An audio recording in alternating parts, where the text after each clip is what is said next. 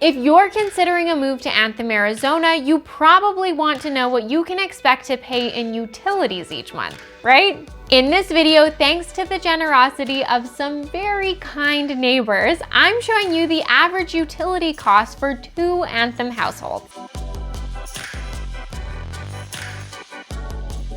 If this is your first time here, welcome. If you've been here before, thank you so much for coming back and for spending your time with me.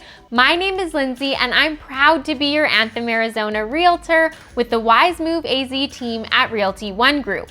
On this channel, we have a lot of fun talking about all things Anthem and real estate every single Thursday, and we absolutely love having you along for the ride. Utility costs are one of those things that can be overlooked or can be an afterthought when you're buying a house. If you've watched our videos before, you know that we want you to be fully prepared for your move to Anthem, and that includes being very transparent about utility costs. Obviously, I won't be able to tell you exactly what you'll pay in utilities each month. I mean, I don't know if you're a 5-minute shower person or a half an hour shower person. I also don't know if you'll have your AC set to 80 degrees or 60 degrees in the hottest months of the summer. All of those things can make a big difference. Your bills will also depend on the size of your home, how many people live there, whether you have a pool, and so much more. I have the utility bills for 2 different Anthem households. Let's call them Household A and Household B. Here's a breakdown of Household A. They have 2 adults and no children. The home is 1,135 square feet with 2 bedrooms and 2 bathrooms. The home is a single-story home with no pool and no solar. Household B, on the other hand, has 2 adults, no children. The home is 3,437 square feet. It has 3 bedrooms and 2.5 bathrooms. It's a single story with a pool and no solar. As you can see, the biggest difference between the 2 homes is the fact that Household B is about 3 times the size of Household A.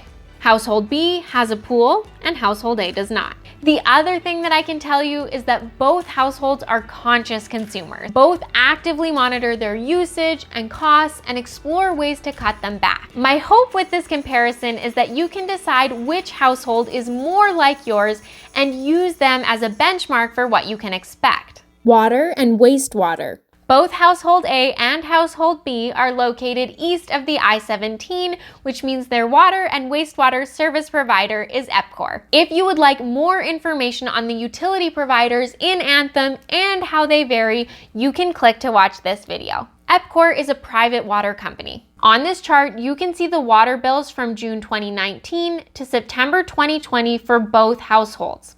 As you can see, the bill goes up in the summer months for Household B more so than for Household A. This could be the result of any number of factors, but I'm guessing that because of the uncharacteristically hot summer we had this year, the pool was experiencing more evaporation and required additional water. Household B is also on a bigger lot, which means it likely draws more water for landscaping. Since it's not that easy to see on the graph, let's do a summary of the last 12 months, which is October 2019 to September 2020. For Household A, the highest bill was $92.34 in July. The lowest bill was $69.84 in January, and the average is $82.50. For Household B, the highest bill was $190.19 in August. The lowest bill was $75.71 in January, and the average is $121.58. Electricity. Now let's take a look at the electrical bills since June 2019. For both of these homes, electricity is provided by APS. I'm sure it's not surprising to you that the larger home consistently uses more electricity than the smaller home. That being said, both homes show very similar patterns of lower bills in the winter months and higher bills in the summer months. I'm gonna go out on a limb here and blame most of that increase on our air conditioners. The desert gets hot and it gets expensive to keep your home cool. If you want more information on how the Anthem weather changes throughout the year, you can click to watch this video. Let's take a look at a summary again for the last 12 months. For household A, the highest bill was $194.79 in July. That might seem shocking, but you'll be pleased to know that the lowest bill was only $23.78 in April. The average electricity bill for household A was $71.64. For household B, the highest bill was $218.47 in September, the lowest bill was $41.30, and the average is $117.67. Natural gas. Both homes receive service from Southwest Gas. Much like the electrical bill, you can see that both homes have a very similar annual trend. The bills are higher in the winter and lower in the summer generally. The interesting thing is that the larger house, household B, doesn't have significantly higher gas bills. Our gas bills are higher in the winter months because that's typically when we have our heat running. People may also make more use of gas fireplaces and so on. If you're watching this from somewhere that actually gets cold, you might be laughing at me right now. I honestly don't know what happens to you when you move to the desert, but I'm telling you, after a few years, even 80 can feel chilly. Let's take a look at a summary of the last 12 months. For household A, the highest bill was $39.52 in February. The lowest bill was $14.29 in September, and the average is $20.78. For household B, the highest bill was $45.53 in January.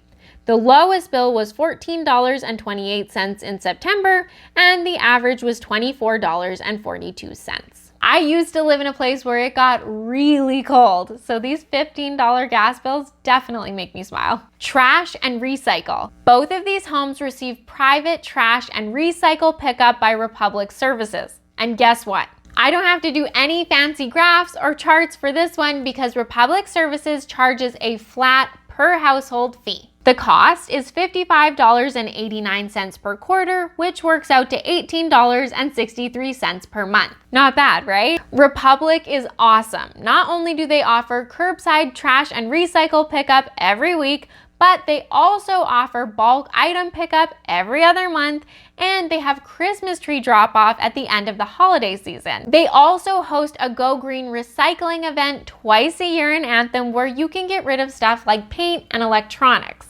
It's kind of a big deal around here. Also, this is just kind of nerdy and extra, but if you're moving to Anthem, you may be interested to know that Republic Services' contract was just extended. The current rate will stay the same until the end of 2021, and then we'll see slight increases each year up to $20.17 per month in 2025. Again, not bad. Total utilities. To tie this all together, if you'll be in a home similar to household A, between water, electricity, gas, and trash, you can expect to pay $193.55 per month on average. If you'll be living in a home more comparable to household B, you can expect to pay $282.30 per month on average. I know that your opinion of these utility costs will depend a lot on where you're moving from. For me, I've lived in quite a few different places, and the utility costs in Anthem seem to be on the lower side, but I'll definitely be interested to hear your thoughts.